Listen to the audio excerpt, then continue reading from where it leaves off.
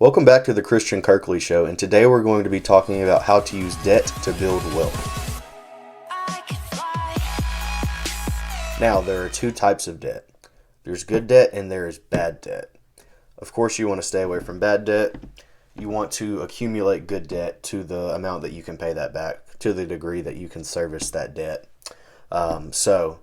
Good debt is usually something that you can use and get a tax write-off, like real estate, business, buying a business, energy, so oil, drilling, investing, 100% of the cost of oil exploration is tax deductible.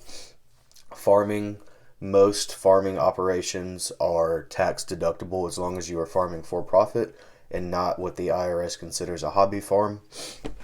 So, with good debt is how most wealthy people use other people's money to build wealth. So it's going to be very difficult for you to build wealth in any meaningful amount of time without leverage. And leverage is good debt at the end of the day.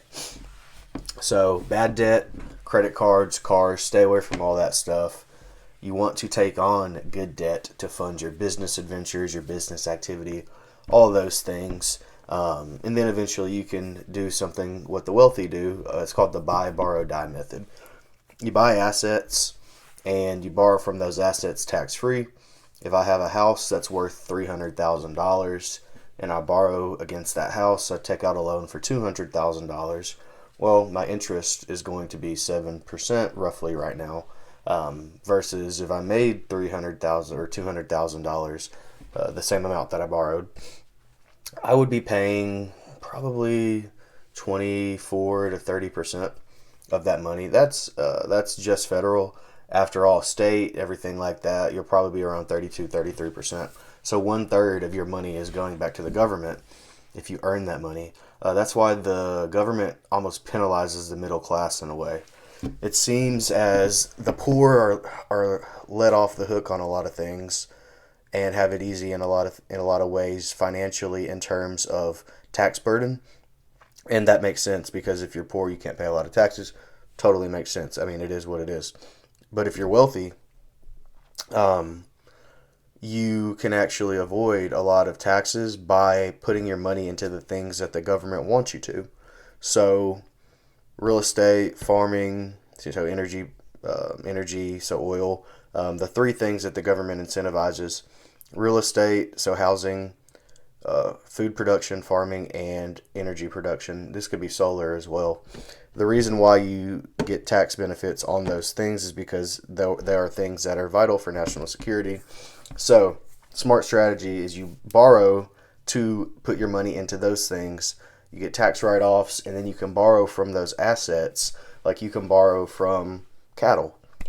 If you got $100,000 worth of cattle when you're old and you find a really good deal on a piece of property, you can say some more land or something. You could actually borrow $75,000 from your herd. So essentially you get a loan and your cattle herd is your collateral.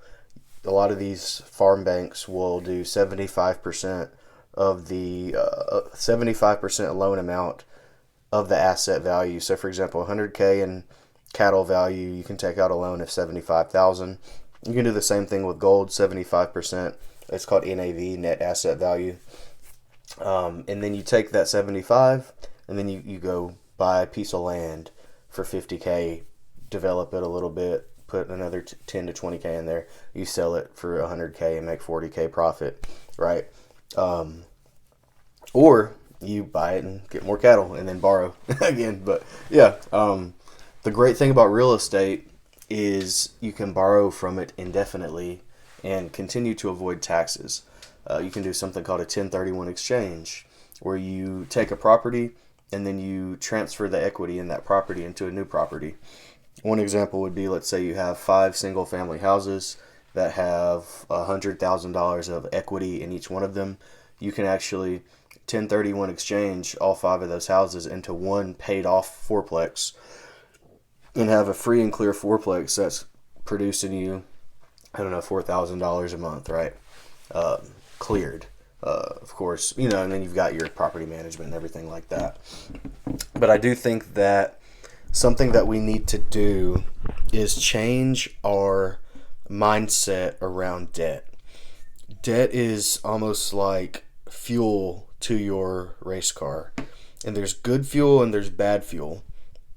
Bad debt is like that ethanol you pull up to that raggedy gas station in the middle of the hood. That's bad debt.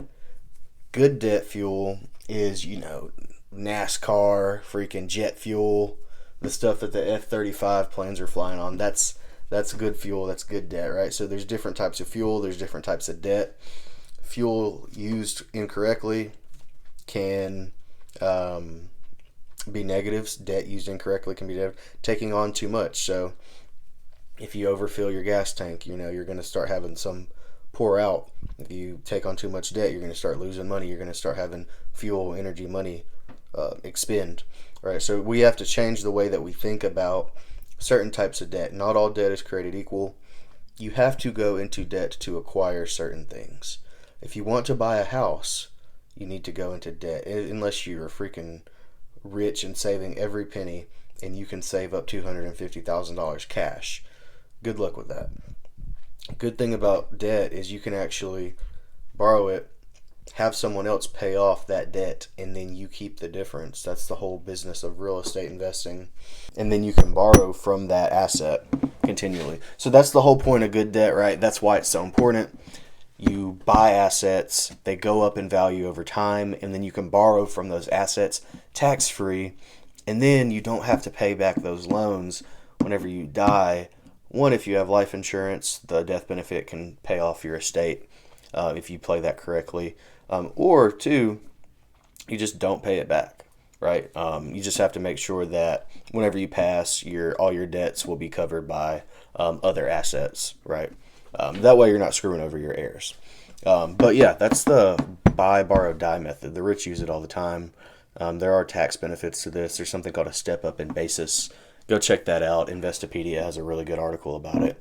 It's a really, really complicated subject. But Toby Mathis on YouTube also has a really good video about it. But I want to say we need to start staying away from new vehicles. That's something that I'm never doing again. New vehicles is bad debt. Good debt would be something like, we used the real estate example already. Let's think of another example of good debt. Honestly, a business loan to buy a cash flowing business. Let's say you get a business loan for $200,000 from the Small Business Administration SBA loan, and you use that $200,000 as a down payment on a plumbing company, and you do $200,000 of an SBA loan, and then you seller finance the other, let's say $300,000, and make payments to that seller with the cash flow that the business provides, right? And let's say you can net, after paying yourself a salary of $60K a year, let's say you net $2,000 or $3,000 a month, right? That's good debt. It's scary debt, but guess what? Risk is offset by knowing what you're doing. So Warren Buffett said it best. Risk comes from not knowing what you're doing.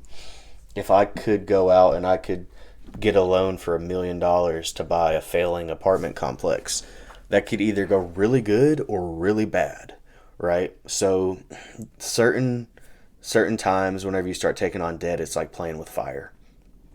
You need fire to get things cooking, right? You need fire to spark for energy to get things rolling. Like, think of like a campfire, right?